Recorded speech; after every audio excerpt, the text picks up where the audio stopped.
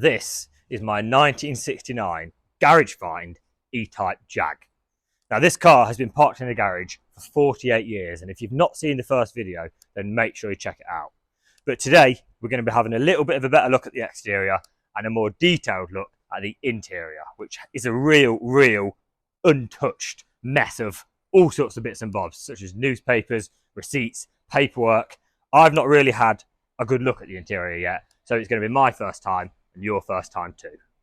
Now, the exterior of this car has suffered. The garage that it was stored in was damp, it was wet, and the body has rusted like mad. But the interior, on the other hand, has survived remarkably well.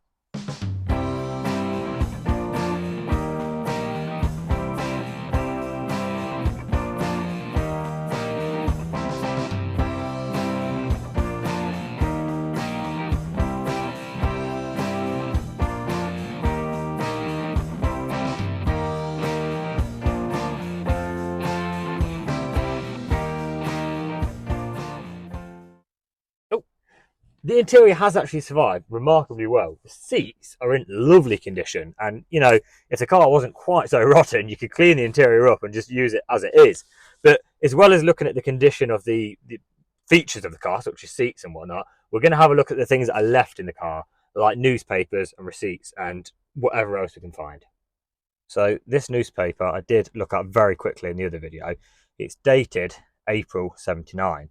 Now, we know the car was last on the road in 78, so I don't know, maybe he used it for a few months or whatever after it was parked up. But yeah, I could do a whole video. Oh, I could do a whole video based just on what's in this newspaper, but that would be a long video. Look at that, whiskey for $4.99. What else have we got down here? So this is the original horn. I think this is a Boss for a different steering wheel. But I presume that is the original horn push, maybe? I'm not 100% on that, but it obviously says E-Type on it.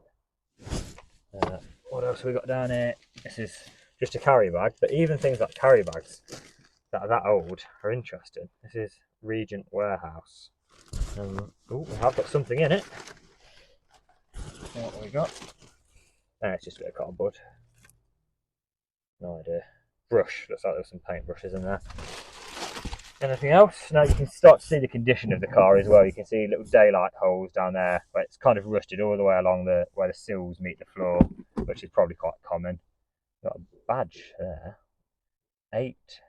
8CWT Deluxe. I have no idea what that's from.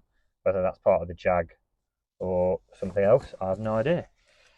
I've got a little receipt here. Let me drag some of these little bits down the side of the seat here. I'm gonna drag all these out and then we'll see what we've got.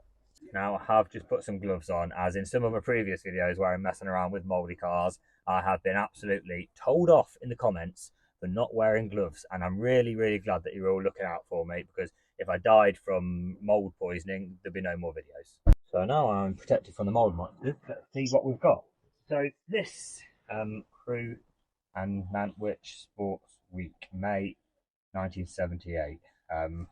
No idea what that actually is, just a leaflet or maybe stuck it in your window. But yeah, that is cool. Again, 78, in keeping with when the car was last used. What's this? This is a shopping list, which is amazing. Which obviously is from 78 or very around 78. Fruit, peas, biscuits, pork chops, steak, sausages. And then at the top we've got coffee, sugar, vinegar. Lovely combination. This looks like it's like a check. It's dated 78. Is that 79? I won't show you too much of that in case it's got bank details on, but I don't think the bank details will still be valid all this time later. This is an antiques and flea market little leaflet. Where's that? In Hanley, and that is dated April the 22nd, 1978, which is cool. Wonder if that's still going. Doubt it.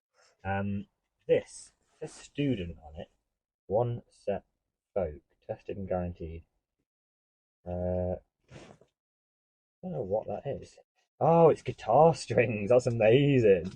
Yeah, I saw it had some sort of string in it, wire in it. Obviously, if you've watched the other video, you know that John, the guy that owned this Jag, was in a band that supported The Who and other big bands back in the 60s and 70s, and that is guitar strings for his guitar, which is really cool. Sweet wrappers and whatever else. And this one I just think is interesting. Trevor blackjacks. You definitely wouldn't be allowed to have that picture on the blackjacks nowadays. I'm surprised blackjacks can even be called blackjacks nowadays, but yeah, that's an old sweet wrapper.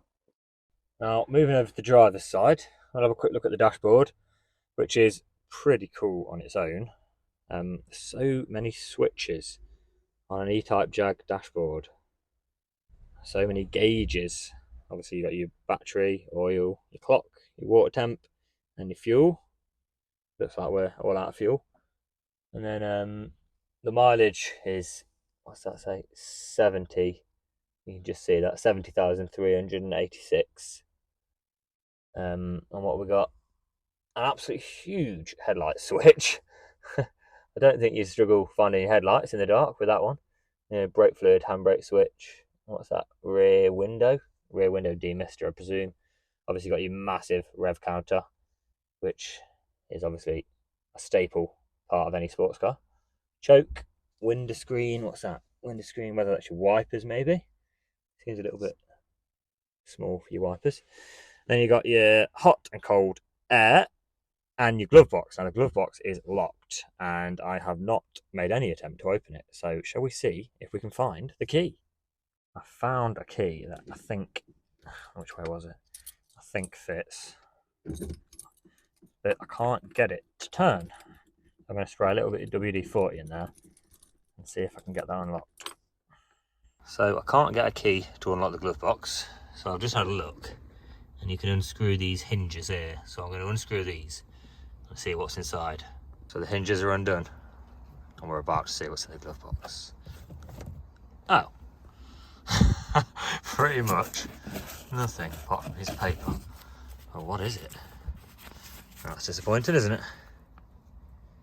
Received the cheque for £800. That could be the bill of sale for the car.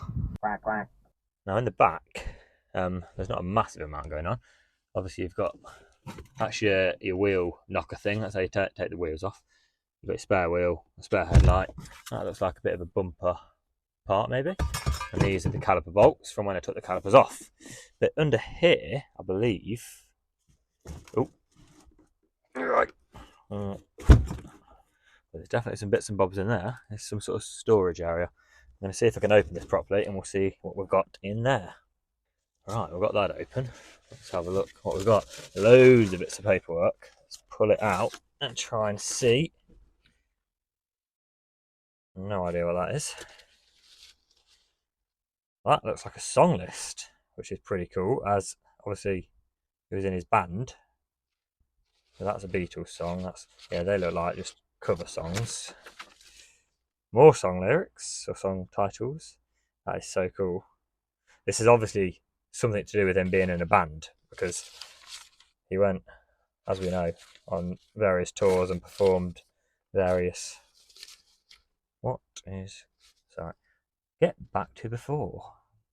That is definitely lyrics to a song. I don't recognise the title, so that could be one of the songs that John actually wrote when he was in a band, which is so bloody cool.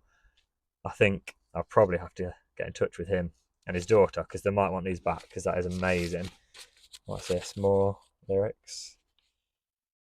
I was just thinking about the rain, the way the seasons change.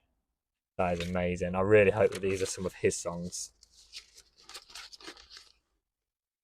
More song lyrics. This is so cool. This just literally gives an insight into John's life in the 1970s, when he was in this band or various different bands, touring with some of the biggest stars in the world, driving around in an E-Type Jag and just writing these lyrics and tossing them into the boot. That is absolutely amazing. I love that. What's this? Private. We've got to open that, but that's dated 1976, Stoke-on-Trent, which is where the Jaguar was from. Looks like another song list. A track listing, sorry. No idea. Oh wow, it's typed, this one, look. Very posh. There, all covers by the looks of things. Program 1, 2, 3. 3 Steps to Heaven. That maybe was a gig they did of covers by the looks of things. That's the program. Sure, nothing on that one. That looks like some sort of plans and calculations scribbled down in pencil. And that is Westcliff Garden Fete, 1975, June. Bloody hell. That's crazy. Absolutely crazy. That is basically everything I can find in the interior in terms of paperwork and things and whatever else we found. I think things like the guitar strings and the song lyrics is absolutely incredibly cool. You may not agree, but I think that is incredibly cool because it just captures John's life in the 70s, being in a band, writing these lyrics down. That honestly is like blew my mind. I love it. And this is obviously the boot. And but I think we have pretty much seen everything in the boot. That's your, I don't know what you call them, but yeah, that's your wheel knocker offer.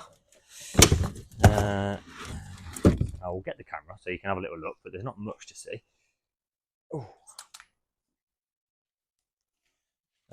That's obviously your, oh my word, what's this? Some sort of tool bag. Could be the original Jaguar tool bag, I'm going to guess.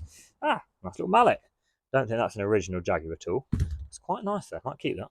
So now let's have another look at the exterior in a bit more detail and see quite how rusty this car is. I'm also going to show you the engine because I don't think you've seen that yet. So this is the exterior, and there's little Peggy. Yeah, it really is rusty. So what I'm going to do is I'm going to show you the sort of worst areas. The sills have suffered. Although it might not look that bad, especially towards the back, they are bad. And sort of where the floor joins the sills, you can see there, that is the floor hanging down. So it's kind of sills and floor. Bottoms of the doors obviously completely gone. This side here is where the water was dripped roof down, and it has actually rotted this door on the inside as well. And one of the probably worst bits on the car is it's rotted along here a bit as well. Definitely repairable, but that's probably an awkward repair. And obviously, yeah, inside you can see where it's rotted along the side of the sills. Arches, rear arches, I suppose that's quite common. Not the worst area, not the hardest repair, I imagine. And the rear end of the car isn't actually that bad. Probably is going to need welding. Well, most definitely is going to need welding, but the rear seems to have fared a little bit better than the front of the car. And it's a similar story on this side. Arch not quite as bad, but it's going to need a new arch for sure. Sill equally as bad. Not much left of it at all there. Very holy. Holy. And again, the floor is starting to fall down where it meets the sill, and it is rotted. Going on to the front of the Jaguar, we have more green mould. And Peggy, get out of the way. And yeah, the bonnet, which I've heard is a very expensive panel, isn't the worst in the world. Obviously it's rotten, but it's mainly rotten along the bottom of the bonnet, and I think you can buy that panel. Where sort of around the indicators, you can see it's rotted there. But I think from sort of here downwards is the worst bit, because the top of the bonnet all round isn't that bad. Definitely would be cheaper to repair this bonnet than to buy a new bonnet. So shall we have a look at the engine? And this is the beast of an engine. It's still seized. As I mentioned in the previous video, I poured some oil down the sort of ports. Not oil, sorry, diesel. Someone recommended diesel, so I poured diesel down there. But it's all here. It's complete. The 3 carburetors. This, I think, is an electronic ignition that someone's fitted aftermarket, which probably just wants taken off. Obviously, you got your radiator with 2 fans, 2 fans always better than 1. Spark plugs are obviously out. Another thing not related to the engine, which someone did comment on the other video, which I think is really cool, is 3 window wipers. Someone said that was a US thing, but this is definitely a UK car, so I don't know whether it was just like an optional extra. I'm not sure. And then the other side of the engine looks like this. But yeah, in terms of rot, sort of the main like frame, this bit, like whatever you call that, chassis frame, is all really solid. I suppose that if that rots, then you really are facing a challenge, because that's the main structure of the car. Yeah, that's obviously your battery compartment, which is completely rotten. But yeah, that is it. That is the engine, which hopefully can be freed off. As it's only done 70,000 miles, I really do hope that the engine can be freed off and with some considerable work be made to run again. And that is pretty much it. Thanks for watching this video, guys. If you've enjoyed it, give us a like, give us a subscribe, because I really have got a lot more content to come your way. Not just rusty Jaguars, I've got at least 5 other personal cars that I need to feature, as well as the fact that I'm still constantly buying and selling other rusty relics. So I'll be off now. I'm off for a drive in my new Jag. Take it easy, guys. See you soon.